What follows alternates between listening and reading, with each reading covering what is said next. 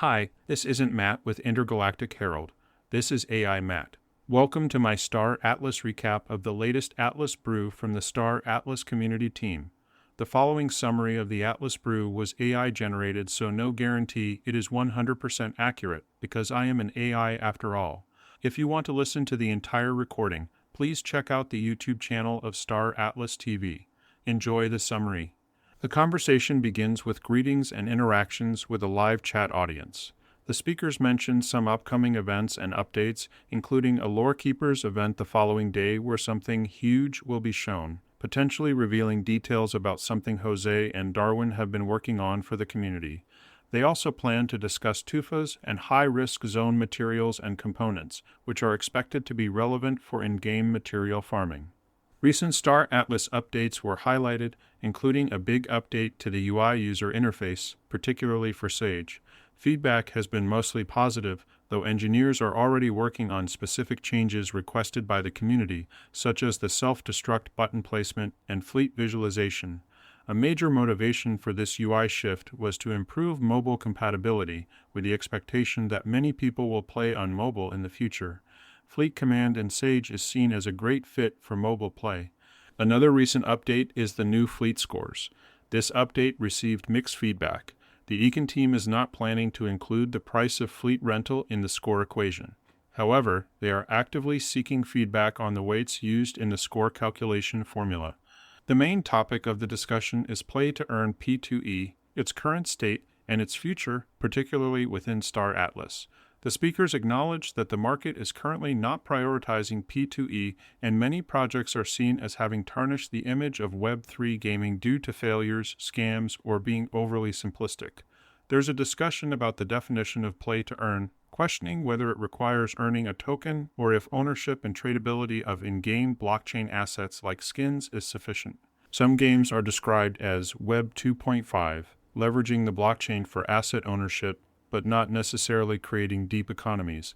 Games that are fun and not scams are seen as positive for the space, regardless of definition.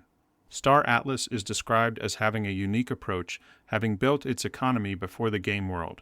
While this was a handicap, the vision is now translating to reality as more content and gameplay loops are added. Star Atlas is considered a market leader in the depth of its on-chain economy compared to current competitors. A significant part of the conversation contrasts sustainable economies like the one Star Atlas aims for with Ponzi schemes prevalent in the Web3 gaming space. Ponzi games offer high short-term ROI, often based on value acquired through funding or token price increases, but lack a real game or sustainable economy. Value is extracted by early participants, relying on new players entering. This sacrifices long-term viability for short-term popularity.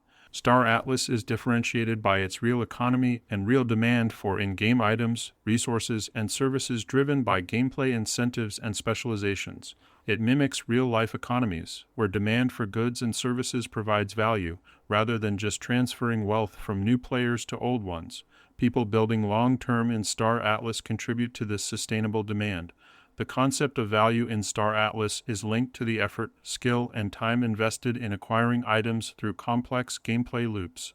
Looking ahead, the future of P2E in Star Atlas is envisioned as a digital nation-state where the experience of living in the universe becomes more important than simple financial gain. Money will be secondary to achieving valuable in-game goals like defending territory or protecting crew members. The ideal future state is one where it appears the game was built first, with seamless integration into a space universe, similar in scope to Star Citizen, but utilizing blockchain. This future requires extremely deep and unique specialization routes for players, regardless of their initial asset ownership. Not everyone should easily make money. It should require focus, intention, hyper-specialization, and skill derived from engagement with complex gameplay loops. The economy needs immense complexity, potentially involving thousands or millions of different items, complex crafting, risks, decay, and storage costs. This complexity is seen as essential for a real economy and is what Star Atlas is actively building towards. The introduction of more risks, danger, and potential chaos, possibly starting with C4, is seen as an exciting development that the current community is ready for. Finally, the potential for blockchain and gaming to break down geographical borders and provide economic opportunities, particularly for individuals in regions with fewer traditional avenues, was briefly mentioned as a topic for future discussion. The importance of educating people about the benefits of this technology was stressed. The conversation concludes with the hosts and guest agreeing to continue the discussion in a future episode, having only covered a portion of their planned agenda.